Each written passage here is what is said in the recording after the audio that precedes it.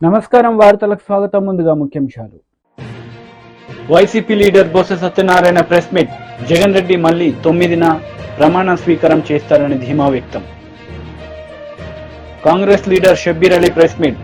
పలు అంశాలపై వివరణ.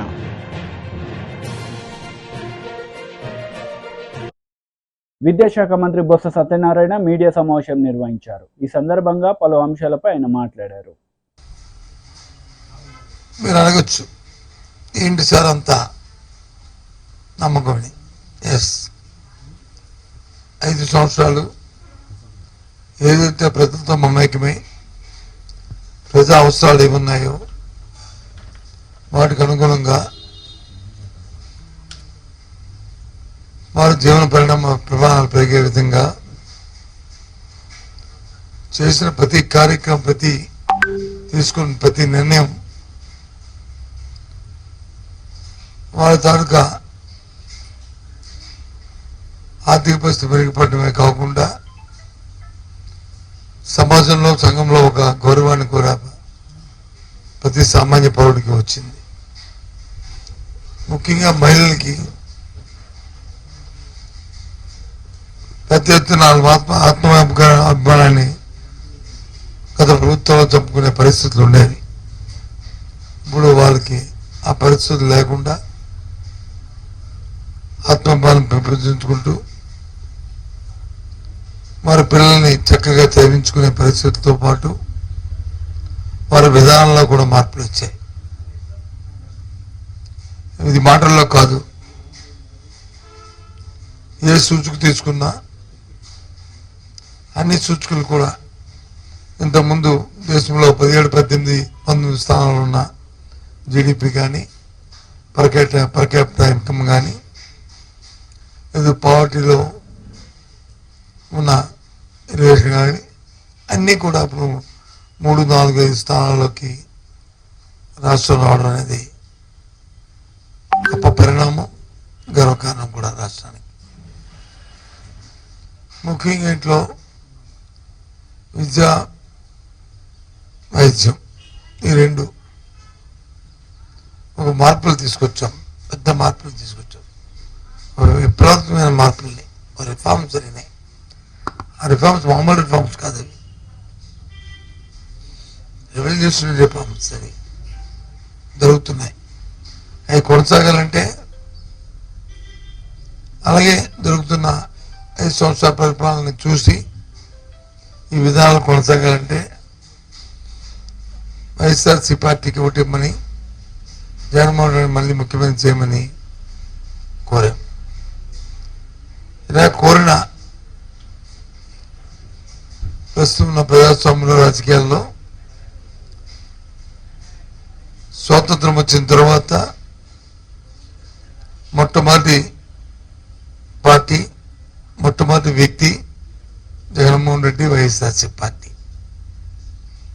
ఇందులో సందేహం లేదు. ఏ పార్టీ కూడా గత 5 సంవత్సరాలు నా పరిపాలన చూసిన కుటుంబం ఎప్పుడు కూడా ఏ ఒక్కరు కూడా అడగలే. కానీ ఈనాడు మేము అడిగాం, చెప్పాం. ఇకపోతే విజయనగరం జిల్లాలో ఏదైతే గత ఎన్నికల్లో 9 స్థానాలకి 9 స్థానాలు కూడా ఎరసోరి విజయనగరంలో మా పార్టీకి విజయం చేకూర్చారు. మళ్ళీ కూడా అదే విశ్వాసంతో ఈసారి కూడా గెలిపిస్తారనే దృఢ నమ్మకంతో ఉన్నాం. 5 సంవత్సరాలు ఈ జిల్లాలో ఉన్న ఏ అవసరం, ప్రజలకి అవసరాలు తీర్చాం. విద్యాపరంగా కానీ, వైద్యపరంగా కానీ, సంక్షేమ కార్యక్రమాల్లో దళాలు లేకుండా, మధ్యవర్తులు లేకుండా, అవినీతి లేకుండా అన్ని కార్యక్రమాలు చేశాం. అదే నమ్మకంతో మళ్ళీ 9 స్థానాలు వస్తాయని దృఢ విశ్వాసంతో ఉన్నాం. ప్రజలు కూడా పెద్ద ఎత్తున మాకు ఓటును కూడా ఇచ్చారు. అనుకున్న దానికంటే 1-2% ఇంకా ఎక్కువ ఎన్నికల్లో ప్రజలు పాల్గొని పార్టీ పట్ల, జగన్మోహన్ రెడ్డి గారి పట్ల మా పార్టీ అభ్యర్థుల పట్ల మా పట్ల అందరూ కూడా. టీడీపీ లీడర్ మీడియా సమావేశం నిర్వహించారు. ఈ సందర్భంగా పలు అంశాలపై ఆయన మాట్లాడారు. ఈ డబ్బుతో ఈ ప్రజాస్వామ్యయుతంగా కానీ ఇక ఏం లేదు. పోలీసులను కూడా మనం చూసాం ఏ విధంగా వాళ్ళు పోలీసులను రెవెన్యూ వ్యవస్థని కూడా ఇద్దరిని మనకు కావలసిన వాళ్ళని మనం నియమించుకుందాం. ఇక్కడ కేంద్రంలో పెత్తందారి పోకడలను పదే పదే చెప్తున్నారు. పెత్తందారి పోకడలు ఇక్కడ ఉన్నాయి. పెత్తందారులు అసలైన పెత్తందారులు ఇక అధినాయకుడు వాళ్ళ చుట్టూ ఉన్న నలుగురు, ఇసుక ద్వారా మద్యం డబ్బులు, దీన్ని ద్వారానే మేము గెలవగలం. ప్రజాస్వామ్యయుతంగా లేదు. చంద్రబాబు గారి మీదనే మనం చూసాం ఏ విధంగా ఎర్రగొండపాలెం కానివ్వండి, పొంగనూరు కానివ్వండి, రాళ్లు వాళ్లే వేసి 307 కేసులు. ఎలక్షన్లకు ముందే బాబు గారి మీద, తర్వాత వాళ్ళ టీం మీద, మళ్ళీ ఇంపార్టెంట్ నాయకుల మీద రాళ్లు వైఎస్ఆర్సీపీ వాళ్లే వేయించి, దాడులు వీళ్లే చేయించి, కేసులు 307 కేసులు వీళ్ల మీద, చిన్న చిన్న పెట్టి కేసులు తెలుగుదేశం నాయకుల మీదేమో అక్రమ కేసులు, వైఎస్ఆర్సీపీ నాయకుల మీదనేమో చిన్న చిన్న పెట్టి కేసులు పెట్టడం మనం చూసాం. చంద్రబాబు గారిని ఏ విధంగా అసలు ఎలక్షన్ జరగనివ్వకూడదు, ఒకే పార్టీ ఉండాలి, అక్రమంగా మేము ఓట్లు గుద్దుకోవాలి. సో అధికారులను ఎస్ఐ స్థాయి నుంచి వాళ్ళని నియమించుకొని మనం చూసాం ఏ విధంగా ఆ ఎస్ఐ అక్కడ ఉన్నవాడు నియంత్రించలేకపోయాడు. 307 పెట్టి ఉంటే నిన్న బెయిల్ కూడా వచ్చేది కాదు, లేదా పిన్నెల్లి రామకృష్ణారెడ్డికి ఈవిడ 6th వరకు ఆయనకు పట్టుకోలేకపోయారు. 20 అది బయటకు వచ్చింది కాబట్టి ఏ విధంగా బయటకు వచ్చింది, ఎవరు రిలీజ్ చేశాడు, వెబ్కాస్ట్, ఇది కాదు అక్కడ వచ్చింది. అతను ఇన్వాల్వ్ అయి ఉన్నాడు. ఆ విధంగా ఆయన ప్రిసైడింగ్ ఆఫీసర్ కూడా భయకంపితుడయ్యాడు అనేది ఎవరిని అడిగినా చెప్తారు. 2000 కోట్ల వరకు లూటీ. ఇదే మేము ఒక ఒక ఒక ప్యారలల్ డ్రా చేస్తున్నాం. మీరు ఎప్పుడు కూడా జగన్మోహన్ రెడ్డి గారు, నేను చూస్తున్నాను ఈ 5 ఏళ్లుగా ఆయన ఒకటే నమ్ముకున్నాడు. ఈ స్థానిక సంస్థల, ఈ సర్పంచులు లేదు, స్థానిక సంస్థలు లేదు, ప్రజాప్రతినిధులు లేదు, నా ఎస్సీ నా ఎస్టీ బీసీ మైనారిటీ లేదు, ఎవరిని వినేది లేదు, ఏ సామాజిక వర్గం యొక్క సమస్యలు వినేది లేదు. కేవలం ఏ విధంగా ఎలక్షన్లు గెలవాలి, ఇక్కడ ఏదో బటన్ నొక్కడం, లేదా ప్రజాప్రతినిధులు కానీ మనుషులు కానీ కలిసేది లేదు. ఏదో బటన్ నొక్కుతున్నా మిగతావి ఇదిగో అక్రమ మద్యం, తర్వాత లిక్కరు, దీని మీద దోపిడీలు, తద్వారా ఈ దోపిడీ డబ్బును ఎలక్షన్లలో ఖర్చు పెట్టి గెలవాలనే కుటిల ప్రయత్నం. దానికి ఒత్తాసుగా అనువైన అధికారులు వాళ్ళ రెవెన్యూలో కానీ పోలీసులు కానీ నియమించుకోవడం. దీనికి ఈసీ బ్రేక్ వేసినప్పుడు వీళ్లకు ఒక రకమైన వాళ్ళ యొక్క మానసిక సంతుల్యం దెబ్బతినడం. అయ్యా నేను ఒకటి చెప్తున్నా, 2019లో కూడా వీళ్ళు వెళ్ళి చాలా కంప్లైంట్స్ ఇచ్చారు. చంద్రబాబు గారి ప్రభుత్వంలో ఉన్నప్పుడు అనేక మంది అధికారులను మార్చారు. మీరు 151 సీట్లు గెలిచినప్పుడు మీరు మాట్లాడలేదు ఏమి. చంద్రబాబు గారు హయాంలో కూడా 2019 నేనున్నాను కదా, అప్పుడు నేను వైఎస్ఆర్సీపీలో ఉన్నాను. అప్పుడు నేను ఒక అధికారిగా అప్పుడే రిటైర్ అయ్యాను. మార్చినప్పుడు కూడా ఎవరు మాట్లాడలేదు. ఎన్నికలు సజావుగా జరిగాయి. ఎక్కడ దౌర్జన్యాలు జరగలేదు. అది పల్నాడు కానివ్వండి, రాయలసీమ కానివ్వండి, అది తాటిపత్రి కానివ్వండి, లేకపోతే మాచర్ల కానివ్వండి, ఎక్కడ ఒక్క సంఘటన కూడా జరగలేదు. లేని ఫ్యాక్షనిజాన్ని, లేని కార్చిచ్చులను ఇప్పుడు రగిలించారు కేవలం వీళ్ళ ఎలక్షన్ కోసం. ఇది ఆ డిఎస్పీ చైతన్య నేను చూశాను తాడిపత్రిలో. ఆయన ఇప్పటికీ ఎవరు పిలిచారో, ఎవరు రమ్మన్నారో ఇంతవరకు అధికారుల దగ్గర సమాధానం లేదు. అసలు 307లు ఎందుకు పెట్టలేదు, ఊళ్ళు ఖాళీ అయ్యాయి. ఒక సుమారుగా 6 కాంగ్రెస్ నేతలు మీడియా సమావేశం నిర్వహించారు. ఈ సందర్భంగా పలు అంశాలపై వారు మాట్లాడారు. వాళ్లకు పానిక్ చేయకుండా అప్పర్ కాస్ట్కు మరి బీసీ కాస్ట్లలో కొట్లాడబెడుతున్నారు. నా లెటర్లో నేను డైరెక్ట్గా చెప్పినాను, అయ్యా మేము రిజర్వేషన్ ఇచ్చే ముందు 2004 కంటే ముందు మన స్టేట్లో బ్యాక్వర్డ్ క్లాస్కు 25% రిజర్వేషన్, ఎస్సీస్కు 16%, ఎస్టీస్కు 6%. దీన్ని బట్టితే టోటల్ 46% రిజర్వేషన్ ఉంది. 46% ఉంటే మేము 5 ఇచ్చినాం 2004లో, 51 అయింది. High court justice Sudarshan Reddy bench ఏమన్నారంటే 50% కంటే మించొద్దు, మీరు 1% తగ్గించి మళ్ళీ చేంజ్ చేసుకొని రండి అంటే 1% తగ్గించి 5కు 4 చేస్తే 46+4 ఎవరిది ఒక బీసీ సోదరుది కానీ, ఒక దళిత్ సోదరుది కానీ, ఒక ఎస్టీ సోదరుది కానీ ఎవరిది కూడా ఒక రిజర్వేషన్ మేము ఎవరిని తీసుకోలేదు. అలాంటి టైంలో మోదీ గారు దేశ ప్రధానమంత్రి అండ్ అమిత్ షా గారు మాటికి ఎలక్షన్లో మాట్లాడి దేశంలో చిచ్చు పెడుతున్నారు హిందూ ముస్లిం అని క్లియర్గా డీటెయిల్స్గా రాస్తూ క్రొనాలజికల్గా ఎట్లా అయింది, ఎప్పుడప్పుడు అయింది, రిజర్వేషన్ మతపరంగా కాదు, బిల్ కాపీ పెడుతున్నా, అసెంబ్లీలో పాస్ అయిన బిల్ పెడుతున్నా, హైకోర్టు జడ్జ్మెంట్స్ పెడుతున్నా, పెట్టి ఇది ఎట్లా ఇంప్లిమెంట్ అవుతుంది అని 3 పేజెస్ ప్రధానమంత్రి రాస్తూ మళ్ళీ ఒకసారి ప్రధానమంత్రి గారు ఒకవేళ మళ్ళీ రిజర్వేషన్ గురించి మాట్లాడితే మాత్రం నేను సుప్రీంకోర్టులో ఇప్పుడు జరుగుతున్న కేసులో నేను ఒక పిటిషనర్గా ఉన్నా, నేను స్వయంగా పిటిషనర్గా ఉన్నా. తెలంగాణ గవర్నమెంట్, ఆంధ్ర గవర్నమెంట్తో సహా నేను మొహమ్మద్ అలీ షబ్బీర్ పిటిషనర్గా ఉన్నాను. నేను డిఫర్మేషన్ సూట్ వేస్తాను ప్రధానమంత్రి గారు అని ఇలా వార్న్ చేస్తున్నా. మళ్ళా మీరు ఎప్పుడన్నా రిజర్వేషన్ మీద మాట్లాడితే మాత్రం, హిందూ ముస్లిం అని మతపరంగా మాట్లాడితే మాత్రం నేను డిఫర్మేషన్ సూటు ఎందుకంటే నేను పిటిషనర్గా ఉన్నా కాబట్టి ఆ కేసులో నేను వేయబోతున్నానని ప్రధానమంత్రి గారికి ఈరోజే స్పీడ్ పోస్ట్లో ప్రధానమంత్రికి రిజిస్ట్రేషన్ పోస్ట్ ద్వారా లెటర్ పంపించడం జరుగుతుంది. మీకు అన్నీ వేసేయండి అన్న. ఇప్పుడు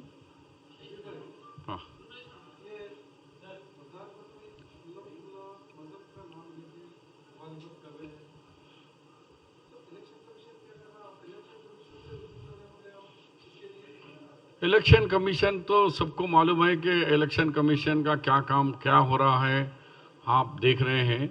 तो मैं कह रहा हूँ कि सुप्रीम कोर्ट में मैटर इज सब जुडिस है, तो सुप्रीम कोर्ट इलेक्शन कमीशन से भी बड़ा है और ये मैटर 5 जजेस के सामने अभी पेंडिंग है, फैसला नहीं हुआ. तो ये मैटर सब जुडिस रह जब उसके ऊपर पब्लिकली नहीं बोल सकते. इससे पहले अमित शाह जी यहाँ पर इलेक्शन में बोल के गए थे म्यूनसिपल इलेक्शन में, तो हमने पिटीशन दिया. तो सुप्रीम कोर्ट के एडवोकेट ने वहाँ सुप्रीम कोर्ट ने बुला के पूछा कि आपको किसने राइट दिया कि पब्लिकली आप आकर रिजर्वेशन, जबकि अदालत में पेंडिंग है, अदालत का फैसला भी आप आवाम में कर रहे हैं क्या? वो तो अमित शाह के एडवोकेट उन्होंने कहा कि नहीं हमारे होम मिनिस्टर ने ऐसा नहीं कहा, तो मसला पेंडिंग हो गया. लेकिन इस इलेक्शन तो पूरा उसी पे चला, यानी SC ST BC मुस्लिम रिजर्वेशन पे. एक देश का प्रधानमंत्री ये नहीं बोल सकता कि मैं मुसलमानों को रिजर्वेशन को ख़त्म कर दूंगा.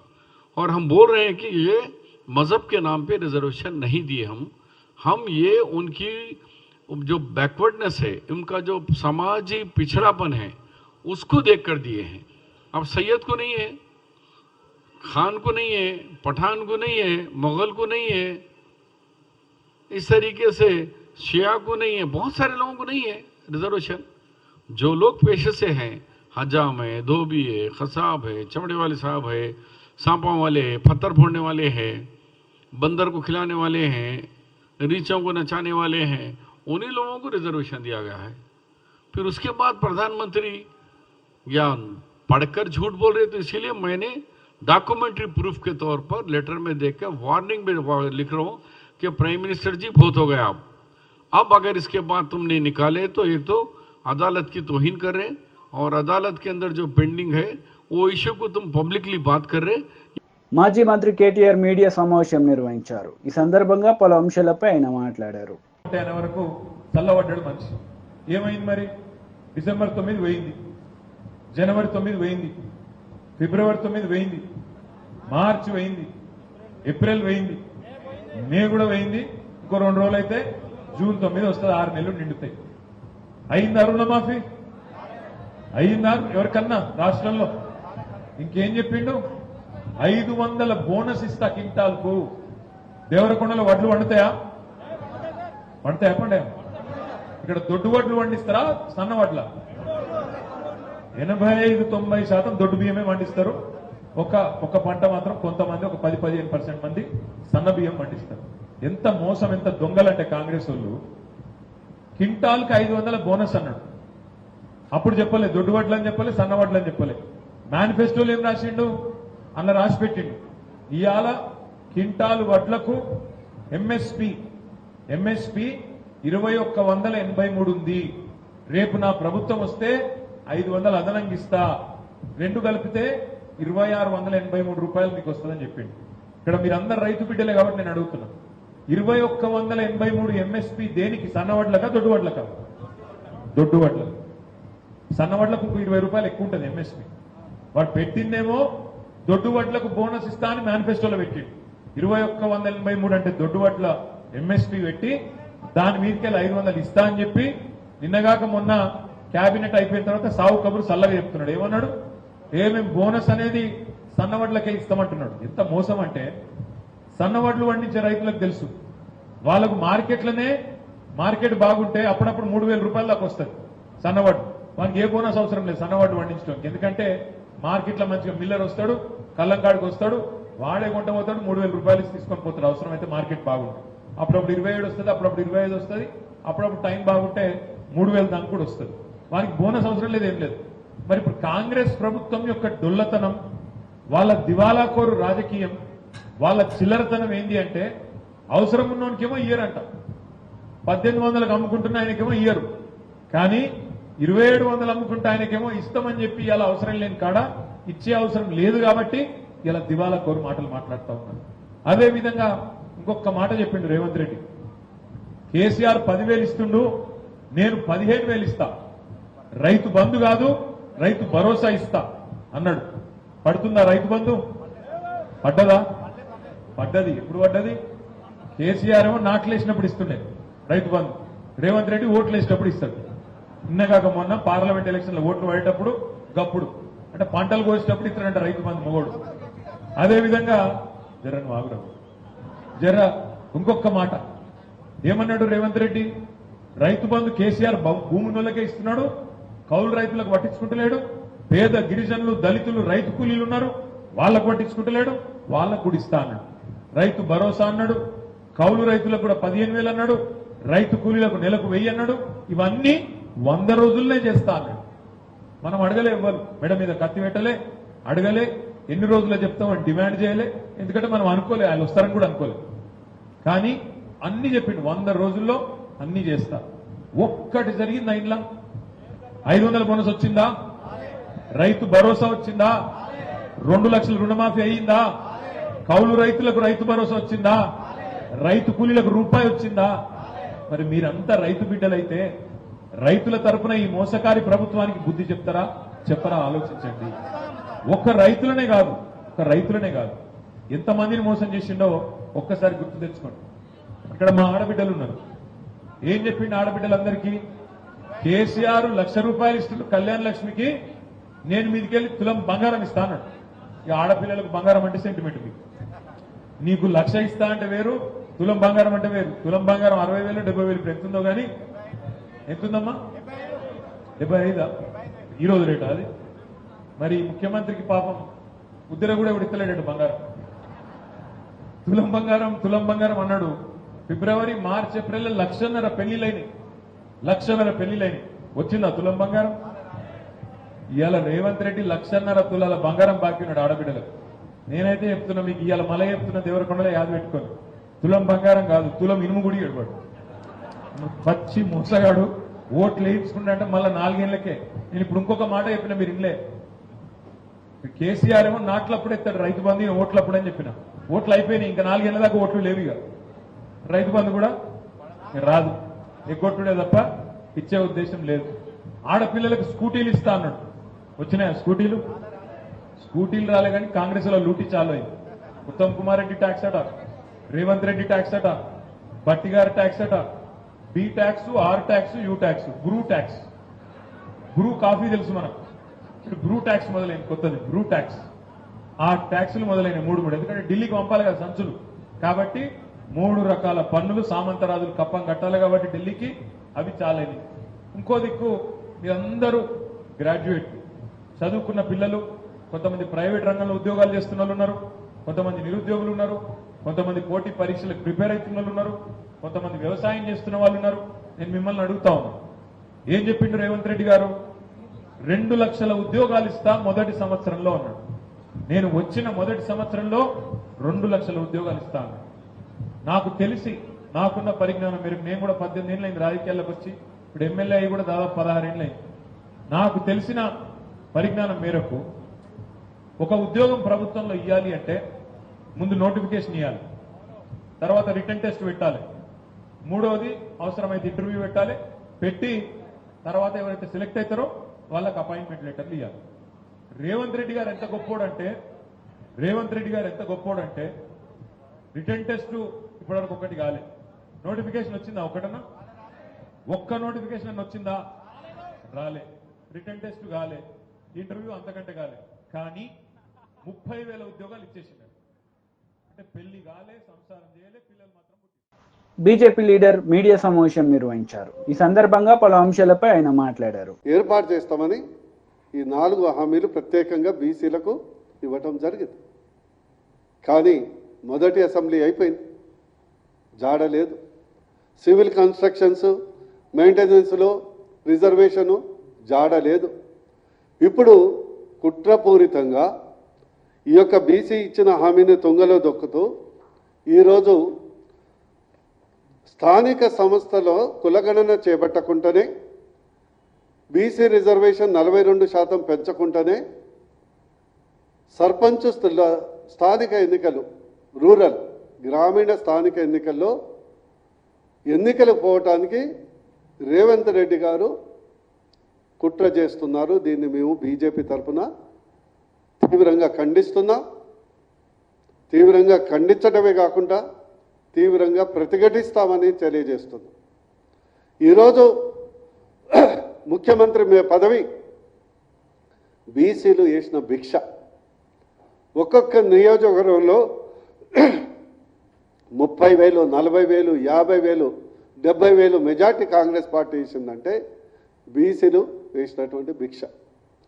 బీసీలు వేసినటువంటి ఓట్లతో ఈరోజు మీరు పదవులు అనుభవిస్తూ ఇచ్చిన హామీని తుంగలో తొక్కడానికి ప్రయత్నం చేస్తే బీజేపీ పార్టీ ఎట్టి పరిస్థితుల్లో ఊరుకోదు. మా ఓబీసీ మోర్చా అధ్యక్షులు ఆనంద్ గౌడ్ గారు ఉన్నారు, మా కిషన్ రెడ్డి గారు ఉన్నారు, జాతీయ నాయకత్వం ఉంది. వారి యొక్క మార్గదర్శనంలో దీన్ని ప్రతిఘటించి ప్రజా పోరాటం చేయక తప్పదు. అవసరమైతే మిలియన్ మార్చ్ తరహాలో అసెంబ్లీ ముట్టడి కూడా చేయటం జరుగుతుందని హెచ్చరిస్తూ ఇచ్చిన మాటకు కట్టుబడాలని మేము డిమాండ్ చేస్తున్నాం. రాహుల్ గాంధీ పదే పదే కిత్నా ఆబాదీ ఉత్నా వాటా అని తిరుగుతూ ఉంటాడు, దేశ దిమ్మర్లాగా తిరుగుతూ ఉంటాడు. బీసీల కులగణన చేయాలి, బీసీలకు ఎంత ఉందో అంత రిజర్వేషన్. ఇంట గెలిచి రచ్చగలు నీ ప్రభుత్వం ఉంది కదా, ఇక్కడ హామీ ఇచ్చే నీ ప్రభుత్వం వచ్చింది కదా. నేను రాహుల్ గాంధీ గారి డిమాండ్ చేస్తున్నా, మీకేమన్నా చిత్తశుద్ధి ఉంటే మీరు వాడే పదాలలో మీరు చేసినటువంటి వ్యాఖ్యలో చిత్తశుద్ధి ఉంటే బీసీలకు సంబంధించిన మీ యొక్క ప్రమాణ పత్రంలో మేనిఫెస్టోలో అమలు చేసినటువంటి కుల గణన 42% లోకల్ బాడీస్లో రిజర్వేషన్ చేసి తర్వాత మీరు మాట్లాడాలి, లేకుంటే మీకు అర్హత లేదు. కానీ బీజేపీ పార్టీ ఎలాంటి హామీ లేకుండానే ఒక బీసీని ప్రధానమంత్రి చేసింది. గత అసెంబ్లీలో బీజేపీ ప్రభుత్వం ఏర్పాటు చేస్తే బీసీని ముఖ్యమంత్రి చేస్తామని హామీ ఇచ్చింది. కేంద్ర ప్రభుత్వంలో 27% మంత్రుల్ని బీసీలను చేసింది. అత్యధిక మంచి శాఖల్ని బీసీలకు కేటాయించింది. మాజీ మంత్రి హరీష్ రావు మీడియా సమావేశం నిర్వహించారు. ఈ సందర్భంగా పలు అంశాలపై ఆయన మాట్లాడారు. బాండ్ పేపర్లు వంచిండ్రు. బాండ్ పేపర్ల మీద ఒక దిక్కు బట్టి సంతకం పెట్టిండు, ఇంకో దిక్కు రేవంత్ సంతకం పెట్టిండు. ఇద్దరు సంతకం పెట్టిండ్రు, నమ్మించిండ్రు, కాళ్ళల్లో పట్టిండ్రు, చేతులల్లో పట్టిండ్రు. 100 రోజుల్లో ఇచ్చేది ఖాయమన్నారు, నమ్మించి మోసం చేసిండ్రు. నిజంగా అమలైనయా? 6 గ్యారెంటీలు అమలైనయా? 100 రోజులు పోయి 180 రోజులకు వచ్చింది. ఏమైనా ఆయన 100 రోజులు దాటినాయంటే మొన్ననే వచ్చినాం కదనే అని సన్నాయి నొక్కులు నొక్కుతుడు. మరి ఆ రోజు హామీ ఇచ్చినప్పుడు తెలియదా? 100 రోజుల్లో 6 చేస్తాం అనలేదా? అయినే 6 అయినాయే. మొదటిది మహిళలకు 2500 రూపాయలు మహాలక్ష్మి వచ్చిందా? రెండవది రైతులకు 2 లక్షల రుణమాఫీ అయిందా? రైతులకు 7500 రూపాయల రైతు భరోసా వచ్చిందా? మూడవది 500 వడ్లకు బోనస్ వచ్చిందా? నాలుగవది నిరుద్యోగ భృతి 4000 అందిందా? ముసలోళ్ళకు అవ్వ తాతలకు 4000 పెన్షన్ వచ్చిందా? పిల్లలకు ఆడపిల్లలకు స్కూటీలు వచ్చినాయా? విద్యార్థులకు 5 లక్షల భరోసా కార్డు అందిందా? నిరుద్యోగులకు 2 లక్షల ఉద్యోగాల జాబ్ క్యాలెండర్ వచ్చిందా? అన్ని అబద్ధాలు. ఎన్నికటి కట్టేదో నమ్మి నాన్న వస్తే మొత్తం పుచ్చులైందట. ఇలా కాంగ్రెస్ కు నమ్మి ఓట్లేస్తే అంతా మోసమే. ఏమంటున్నారు ప్రజలు? వద్దురో నాయన ఈ కాంగ్రెస్ పాలన అంటున్నారు.